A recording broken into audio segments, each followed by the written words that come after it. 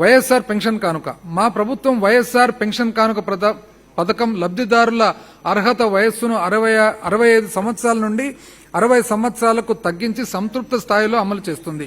ఈ పథకం కింద పెన్షన్ మొత్తం జనవరి 1, 2024 నుండి నెలకు 3,000 రూపాయలకు మరియు ఆరోగ్య పెన్షన్లు నెలకు 10,000 రూపాయలకు పెంచబడ్డాయి. 2019 సంవత్సరంలో ఈ పెన్షన్ల పంపిణీ మొత్తం నెలకు 1,385 కోట్ల రూపాయలు ఉండగా 2024 సంవత్సరం జనవరి నెల నాటికి 1,968 కోట్ల రూపాయలకు పెంచి పంపిణీ చేయబడింది. 2019 సంవత్సరం నుండి మా ప్రభుత్వం 66,35,000 మంది లబ్దిదారులకు వైఎస్ఆర్ పెన్షన్ కానుక ద్వారా 84,731 కోట్ల రూపాయలను పంపిణీ చేసింది.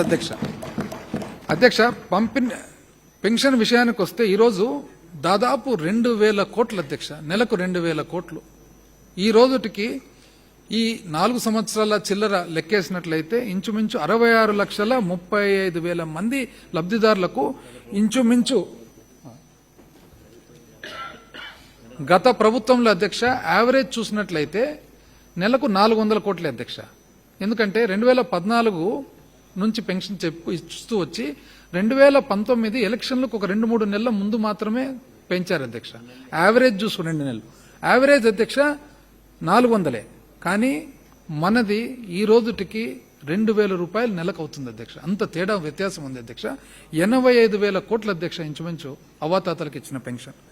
ప్రజా పంపిణీ వ్యవస్థ. మా ప్రభుత్వం ప్రజా పంపిణీ వస్తువులను ప్రజల ఇంటి ముంగిటికే సరఫరా చేయాలనే ఉద్దేశంతో 9,260 సంచార పంపిణీ వాహనాలను ప్రవేశపెట్టింది. ఇది వృద్ధులు, వికలాంగులు మరియు వేతన కార్మికులు ఎదుర్కొంటున్న కష్టాలను తొలగించింది. సంచార పంపిణీ వాహనాల యాజమానులై షెడ్యూల్ కులాలు, షెడ్యూల్ తెగలు, బలహీన వర్గాలు మరియు అల్పసంఖ్యాక వర్గాలకు చెందిన వారికి ఇది లాభదాయకమైన ఉపాధిని కూడా అందించింది. మా ప్రభుత్వం 2019-2023 సంవత్సరాల మధ్య కాలంలో చేసిన వ్యయమును 29,628 కోట్ల రూపాయలు కాగా 2014-19 సంవత్సరాల మధ్య కాలంలో బియ్యం సబ్సిడీ కింద చేసే వ్యయము కేవలం 14,256 కోట్ల రూపాయలు మాత్రమే అధ్యక్ష. కుటుంబంలో సంపాదించే కుటుంబ పెద్ద దురదృష్టవశాత్తు మరణిస్తే ఆ పేద కుటుంబాన్ని ఆదుకోవాలనే ఉద్దేశంతో గౌరవ ముఖ్యమంత్రి గారు వైఎస్ఆర్ బీమా పథకాన్ని ప్రారంభించారు.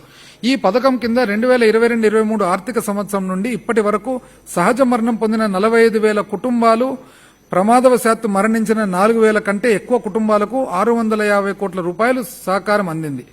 కాపు, కమ్మ, రెడ్డి, బ్రాహ్మణ, ఆర్యవైశ్య, క్షత్రియ కులాల్లో ఆర్థికంగా వెనుకబడిన వారి సర్వతోముఖాభివృద్ధిపై దృష్టి సారించేందుకు మా ప్రభుత్వం ఈ వర్గాల వారికి సంక్షేమానికి ఒక ప్రత్యేక విభాగాన్ని ఏర్పాటు చేసింది. ఈ శాఖ కింద 2019-24 సంవత్సరాల మధ్య కాలంలో 1,15,00,000 మంది లబ్దిదారులకు 36,321 కోట్ల రూపాయలు ఖర్చు చేయడం జరిగింది. వైఎస్ఆర్ కళ్యాణమస్తు మరియు వైఎస్ఆర్ షాదీ తోఫా పథకాల కింద షెడ్యూల్ కులాలు, షెడ్యూల్ తెగలు, వెనుకబడిన తరగతులు, వికలాంగులు మరియు ముస్లింలకు చెందిన 46,329 మంది లబ్దిదారులకు 350 కోట్ల రూపాయలకు పైగా పంపిణీ చేశాం. వైఎస్ఆర్ ఈబీసీ నేస్తం పథకం కింద అగ్రకులాల్లో ఆర్థికంగా వెనుకబడిన రెడ్డి, కమ్మ, ఆర్యవైశ్య, బ్రాహ్మణ, క్షత్రియ, వేలం మొదలైన ఓసీ వర్గాలకు ఆర్థికంగా వెనుకబడిన 4,39,000 మంది మహిళలకు 1,257 కోట్ల రూపాయలను పంపిణీ చేయడం జరిగింది. వైఎస్ఆర్ కాపు నేస్తం కింద కాపు, బలిజ, తెలగ, ఒంటరి సామాజిక వర్గాలకు చెందిన 3,57,000 మంది మహిళలకు 2,029 కోట్ల రూపాయలను పంపిణీ చేశాం. కాపు సామాజిక వర్గ సంక్షేమానికి మా ప్రభుత్వం ఇప్పటి వరకు ప్రత్యక్ష నగదు బదిలీ మరియు ఇతర పథకాల ద్వారా 77 లక్షల మందికి 39,247 కోట్ల రూపాయలను బదిలీ చేసింది. ఐ రిపీట్ అధ్యక్ష. కాపు సామాజిక వర్గ సంక్షేమానికి మా ప్రభుత్వం ఇప్పటి వరకు ప్రత్యక్ష నగదు బదిలీ మరియు ఇతర పథకాల ద్వారా 77 లక్షల మందికి 39,247 కోట్ల రూపాయలను బదిలీ చేసింది. వైఎస్ఆర్ నేతన్న నేస్తం పథకం కింద 81,783 మంది లబ్దిదారులకు 983 కోట్ల రూపాయలను పంపిణీ చేశాం.